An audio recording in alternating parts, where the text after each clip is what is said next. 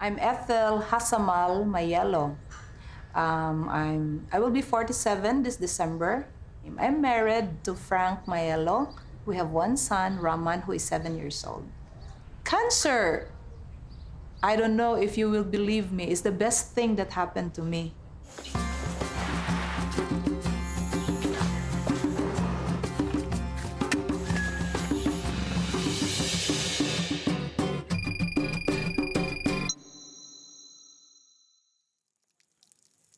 November, I was taking a shower.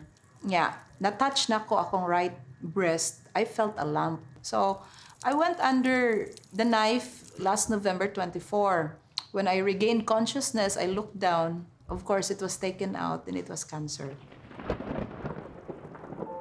When I found out about it, I had mixed feelings.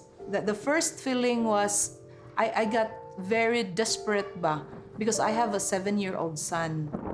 If I will go, what will happen to my son? Basically, cancer is chronic.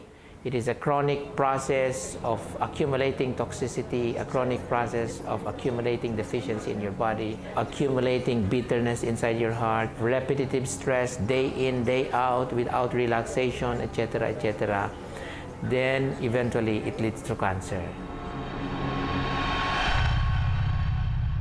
My doctor informed me the next step is chemotherapy. Build your strength, build your energy so that you will be ready. So when I heard him, I'm like, what kind of therapy is that? That I have to build everything to be ready. So I started researching about chemotherapy, but the success rate is very low. For breast cancer, the survival rate is less than 2%. What kind of thing is that to say you survive, but it's only 5 years? So I thought there must be a better way of handling this problem.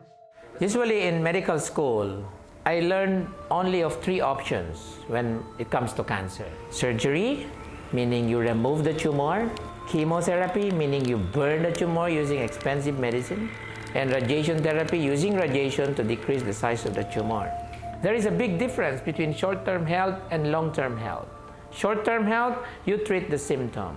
Long-term health, you treat the root cause. After all, we have been cutting tumors for so many years. We have been bombarding tumors with expensive medicines. We have been radiating tumors for so many years, and yet look at what is happening. Cancer is becoming very, very common nowadays. No one can deny that fact. 1 week after my surgery, I still had my bandages and everything. I came to Wellness Land to listen to the orientation. So I was still very vulnerable, very scared, very troubled. Really, you can say at the lowest moment of my life. He wrote something, replace fear with, and he showed it to me. He wrote the word trust. Sometimes I tell my patients, okay, if you have a cancer, maybe the tumor is calling upon you to relax. Or maybe the tumor is telling you to stop eating too much meat or too much processed food or too much junk foods. Or maybe the tumor is telling you to let go. You've been holding on to a lot of tension for so many years. The tumor really, to me, the way I understand it now, it is a divine intervention.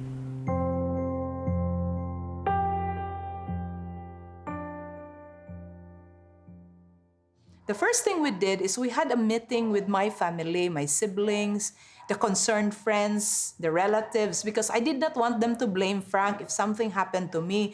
I did not want them to say, oh, she should have done chemo. So basically, we made one announcement and I said, I don't want to talk about it again. I don't want to talk about it over and over. I do not even want to defend our decision. Okay, we don't need any negative comments around us. We want to be as positive and as healing as possible. Sometimes our behavior stems from our fear, and sometimes we also absorb the fear of other people, the fear of our relatives, the fear of our friends, and we absorb those fears because there's only one thing you can control in this world, and that is you.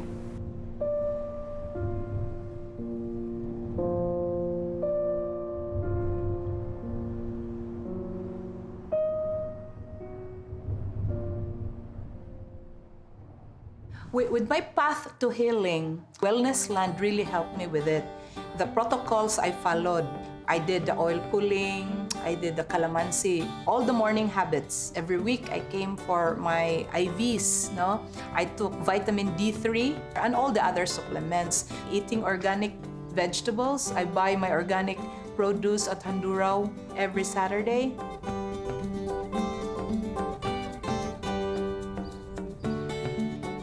At the same time, I have the soft side, no? So I went on a detox program to really cleanse myself. After the detox, I went on a 4-day retreat. And I've been listening to the talks, to the guided meditation and all these things. And I fully realized there's more to healing than just addressing your physical ailments. I could always blame the food. I could always blame the stress. I could always blame the environment. I could always blame many things. But I really truly believe it was me inside that caused it, because I was caustic and bitter and angry and anxious. I don't know, it sounds corny to people, pero you have to have cancer na lang so that you will believe love is the answer. Love is the answer, and forgiveness is the way to love. If you cannot forgive, you cannot truly love. If you cannot truly love, healing cannot truly flow.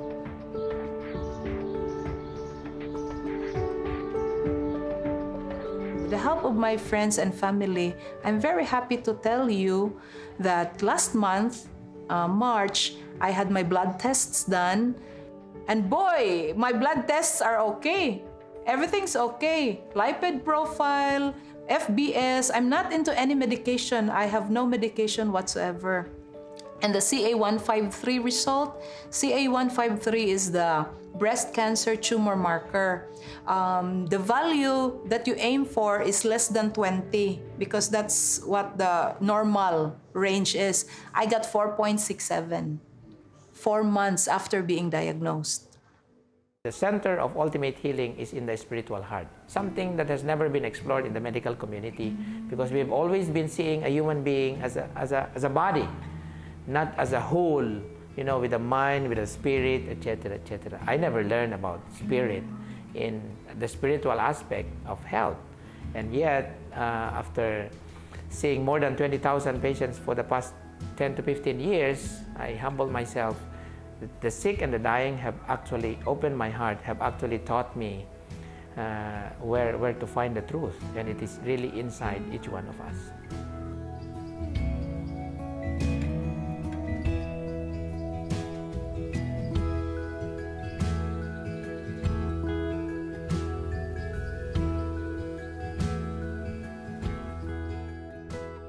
I am not scared, and I want to share to everybody who has cancer not to be scared. No, it's a journey like everybody else is taking. We're all gonna die. It's just a matter of when. No, the most important thing now is not what you're dying of, but what you're living for.